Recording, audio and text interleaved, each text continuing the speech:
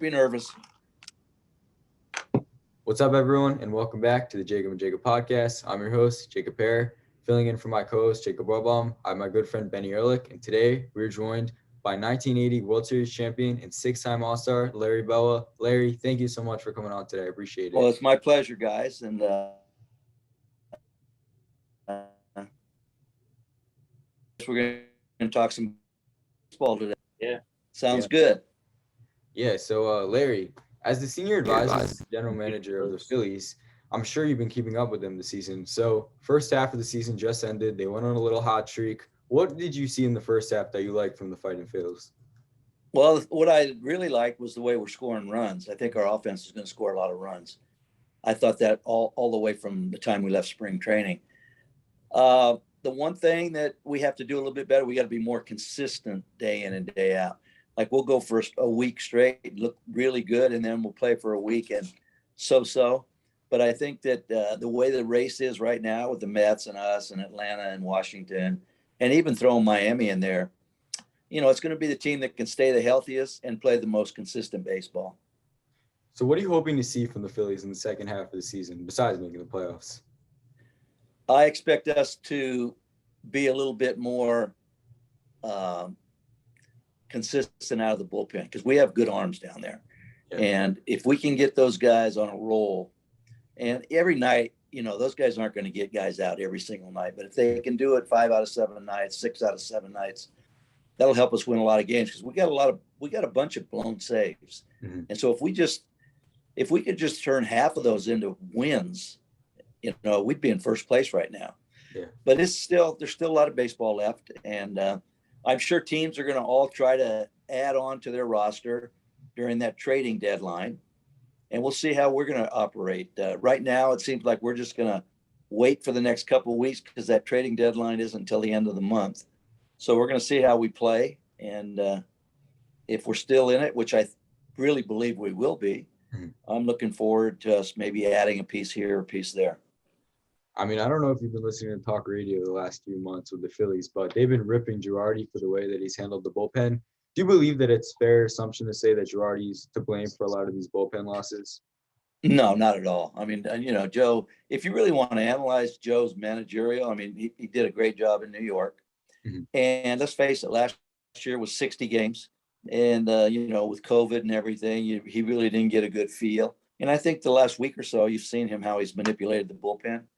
I think it's unfair to say that he's cost us all those games. The players, when you get called on, they got to do the job. And there were times where we have done the job and other times where we haven't. Mm-hmm. But the toughest thing in baseball is having a lead in the ninth inning and then walking off the field with a loss. Mm-hmm. That wears on you. It wears on the rest of the team. And it continues for the next day. So if we can eliminate those and be more consistent at the back end, which I think we might be, because it seems like Ranger Suarez has done a good job. And right now, I think Joe has him as the closer's role, and he throws strikes. He's not, he doesn't get caught up in the moment. He has an even keel approach to the game. So hopefully we found something there, and he can lead us to bigger and better things. Joe was almost known as like a bullpen whisperer when he was in New York for some time. Do you think like he can do something that can change the bullpen around for the second half of the season, or is it just going to be on the players to pitch better? Well, I think there's a combination. I think the players got to pitch better. The pitcher's got to pitch better. The fact that he's got a Ranger now closing games, and he's been very consistent with that. And, the other thing is when you have a Mariano Rivera like Joe had, basically in the ninth inning, you sit back and fold your arms and say, whatever happens, happens. But because of our inconsistencies, we don't have that yet. And I don't think anybody will ever have a Mariano Rivera. He's one of the greatest relievers ever.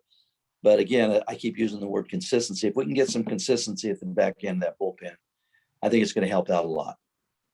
For sure. And I mean, you've been with the Phillies for so long. You were a player, you were the manager of the Phillies, and now you're the advisor to the general manager. So what makes this organization so special that you've continued to stay with them for all these years? Well, I grew up in this organization. I never got drafted. I never played high school baseball, and the Phillies took a chance on me and signed me.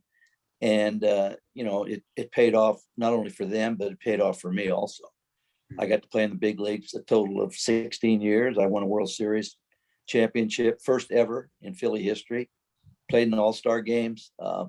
It's been basically my home. Philadelphia is where a kid signing out of Sacramento, California, and then staying in the big leagues for 16 years is something I look back on, and I'm very proud of that fact. And if it wasn't for the Phillies, I wouldn't have that opportunity. I mean, you just said that you didn't play high school baseball, so I'm sure there's a story behind that. So how did you get discovered? Well, the story behind that was the coach thought I was too small, and my dad had played professional baseball, and he knew that size had nothing to do with playing baseball. It might have something to do with football and basketball, but not baseball.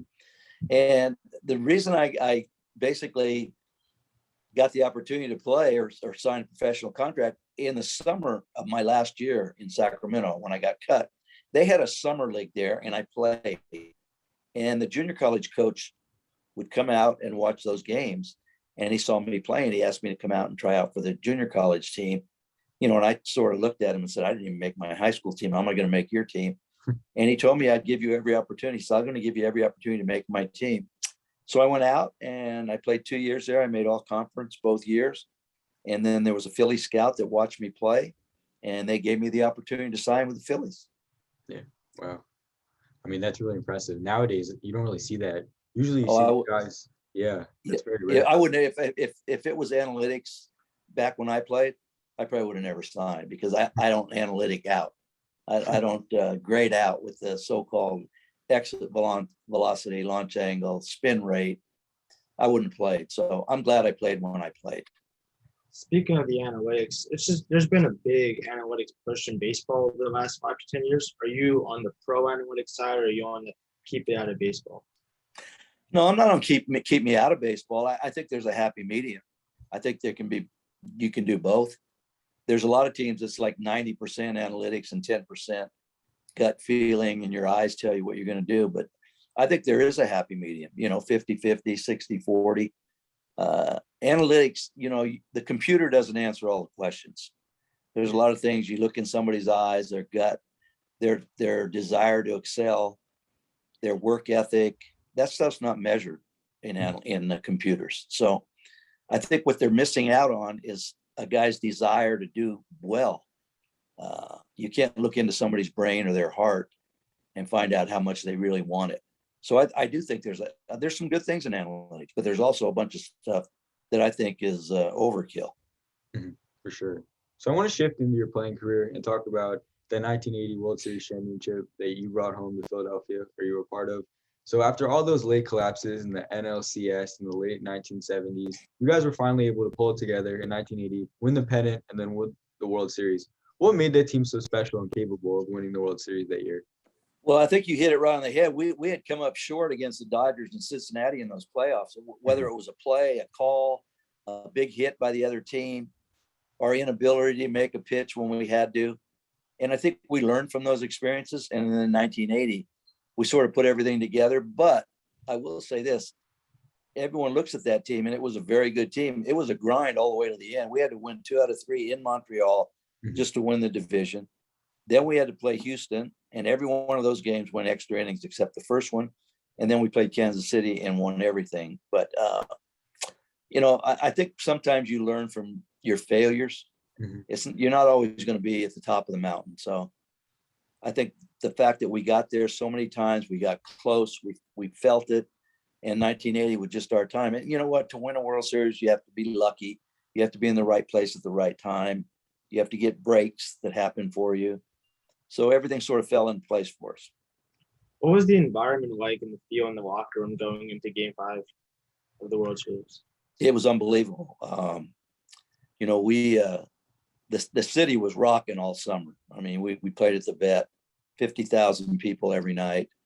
And then to finally win the World Series, again, first ever. And then the parade down Broad Street is something that you never forget as long as you live. People they never really got to see a World Series because that was the first one ever. And you could see that during the parade, there was tears of joy running down people's faces and everything. And I will say this, without the fans, I don't know if we'd have got to the World Series, because they supported us, and it made it very tough for visiting teams to come in and play against us. It was a very intimidating crowd. And to see them as happy as we were, is something that really stands out for me. Philly fans are known as like that intimidating group that like there's a certain personality that's like associated with Philly fans. What is that difference maker like playing in Philly, no matter what sport it is? What's the difference maker having the fans behind you? I think you have to have some mental toughness to play here. There's no question. Mm-hmm. And no matter how great you are, there's going to be a time in your career you're going to get booed. Mike Schmidt, who's the greatest third baseman, greatest player the Phillies have ever had, he got booed. But if you let it bother you, they can be tough on you and probably run you out of town. I think all they want you to do is give effort. If you give effort every night, and there's going to be games where things don't go right for you, you're going to go for 4, make a couple errors. But if they see effort every night, it's a blue collar city, as you guys well know, growing up. And if you give 100% every time you put that uniform on, before the end of your career, they're going to be on your side. And that's what some guys that come in here for the first time, they can't understand why fans boo them or they're down on them. That just, it's a crowd that they love their sports and they don't like losing. They don't like to see players go through the motions. They want you to give effort. And if you do that in the long run, you're going to win them over. There's no doubt in my mind. During your time with the Phillies, did you ever see any players burn out from the hate that they got from the fans, like we saw with Wentz and maybe Ben Simmons? I don't know yet. No, because I don't know. Back then, we sort of expected. That's a different generation now. That's a good point. Yeah. These guys, nothing against you guys, but they're very sensitive, the athletes today. And if they hear boos or everything, they think the world's against them. And basically, they're trying to let you know, hey, let's go. We need you guys to do better. So, and I think that if you've never been in this city, around it, and you come in from another city, like I once came in from where, North Dakota or South Dakota. Yeah, and Simmons was from Australia. He's from the West Coast. They have no idea what this fan base is like. So obviously when they go against them, they like, whoa, what's that all about? That's just the nature of the fan here in Philadelphia. They're very passionate about their sports teams. And I don't think that the West Coast is anywhere near that kind of passionate towards their sports team. So there's a mentality that you have to play in this city for a long period of time. You can come in here and play a year or two and get out. But if you want to play a long period here, you better be mentally tough to deal with the ups and downs. I think that mental toughness it's just Philadelphia, or it's just that northeast part of the United States. Because we see Austin's a big sports town, in New York, it's like northeast part of the United States. They all have that mental toughness and fans. I agree. I think that Northeast is that corridor where the mental toughness comes into play. If the fans they're demanding, all New York, Boston, Philly, they want you to win. And there's so many things to do when you're on the West Coast. There's the beaches. There's when I was coaching with the Dodgers, they come in the 3rd inning and leave in the 8th inning. That doesn't happen here in Philly. They're pardon. It's Hollywood. Yeah. But it's a different mentality. There's not a lot of pressure on the West Coast as there is on the East Coast. I mean, sticking with booing, the Phillies defense has been booed a lot this season, and you're widely regarded as one of the best defensive shortstops of all time. So what words and encouragement could you offer the Phillies on their defense this season? I think it's basically concentration. There's so much emphasis put on offense that we fail to, or we neglect to do our defensive work. And this is not making excuses for the defenders, but baseball right now, if you guys watch it, it's a strikeout, a walk, or a home run. So you're in the infield and you see a guy walking 2 or 3 guys and he's running deep counts. You get on your heels and all of a sudden the guy hits you a hard ground ball and you're not ready for it. The fact that they're not throwing strikes continuously gets you on your heels as opposed to getting ready to catch a ground ball. But a lot of our errors are due to lack of concentration. There's no doubt in my mind, because the errors that we've made, there's some that we haven't even gotten errors for, but they're plays that we should make. Mm-hmm. And that's an area we definitely have to improve on when we come back from the All-Star break.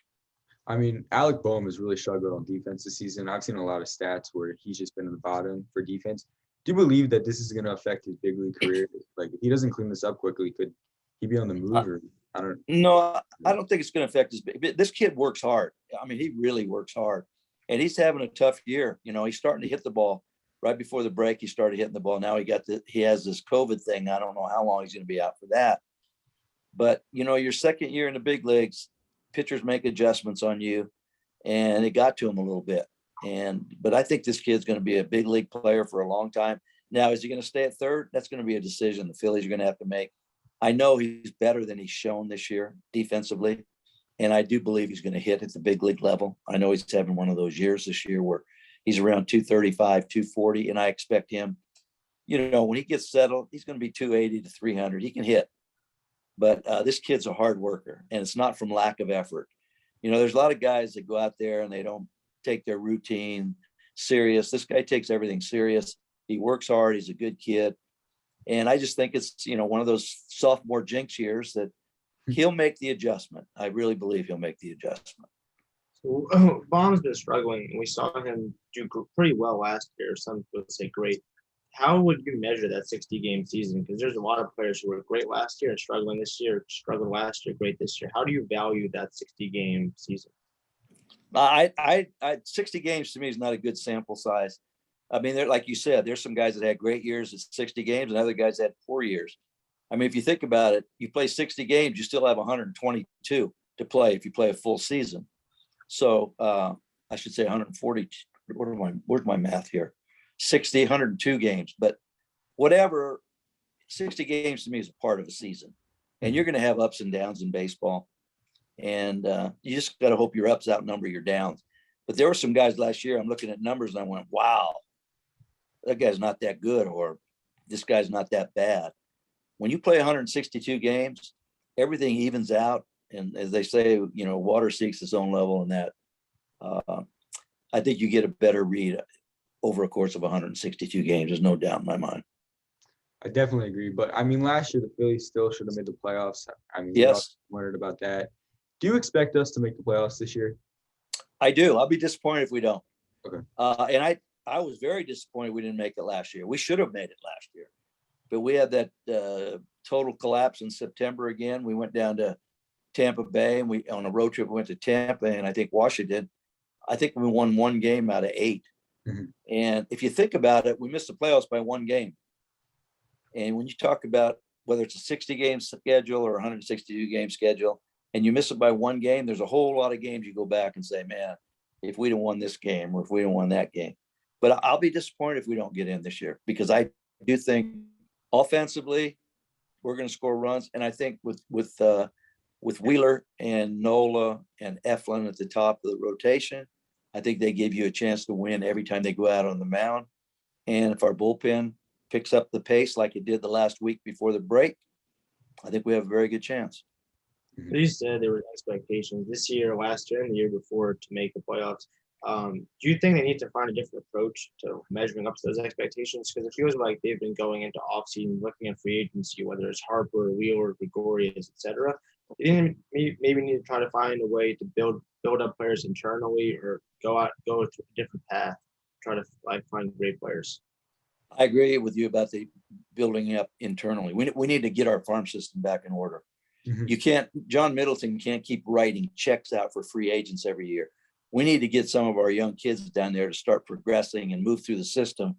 And we know what we have when they get up here to the big leagues. Our farm system has not been good, and we need to improve on that. The players that they went out and got, and Harper and Wheeler and JT, those are all good players, but you can't keep doing that every year. You need to establish a good farm system. We have players down there right now. I've been going out and looking at some guys that they need to develop, though. We can look at all their ability and everything. If they don't develop, what good is it?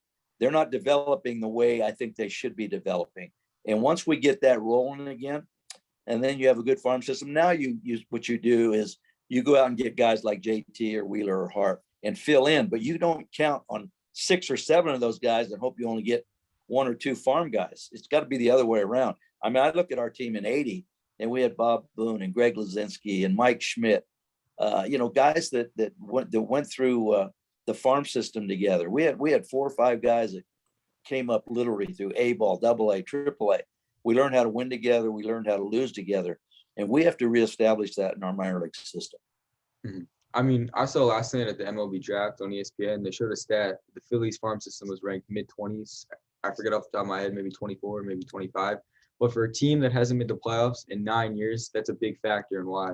And there's some guys in that farm system who we had high hopes for, like Moniak, and we have high hopes for Abel and Stott. But do you believe that there are any guys in that farm system who could come up in maybe a year or two and have an immediate impact? I do, if they progress the way I think they are. I wouldn't give up on Moniak yet. This kid's 2 years younger than every classification he's played at. He's been 2 years younger than most of the kids at that age. He was a high school kid. He's gotten bigger. He's gotten stronger. And you named Abel. Abel's going to be here. He's got a great arm.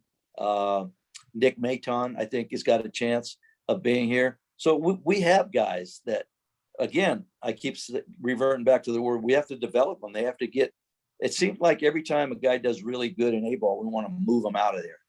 I think you got to let each guy play A-ball, play AA, play AAA, and take each step where they go through the ups and downs of becoming a good, solid baseball player. But we have pieces down there. There's no question in my mind.